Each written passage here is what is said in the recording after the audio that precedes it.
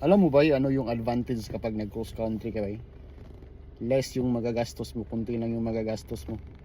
Di tulad nung mag-apply ka pa sa Pilipinas, tapos papasok ka dito sa ibang bansa. Ang laki ng mga placement fee ba, siguro mga 400,000, 300,000. Saan mo kukunin yan? Maglo-loan ka. Tapos pag nag-loan ka, pagpasok mo dito, babayaran mo yun. Kapag nagtatrabaho ka na dito, babayaran mo yun buwan-buwan doon sa Pilipinas. Kaya sayang ba? Kapag nandyan ka pa sa Japan, maghanap ka na. Mas maganda kasi talaga pag cross country kasi kunti lang talaga yung magagastos mo. Yung sa akin siguro yung mga nagastos ko doon, mga ano lang, 30,000 kasali na yung medical kasi malayo kasi yung medical nasa Osaka pa yun galing akong Fukuoka, lilipad pang Osaka, tapos bayad pa.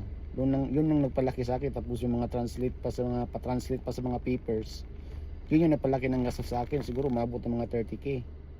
Tapos lahat-lahat na binayaran na yun ng employer ko, sila na gumastos lahat.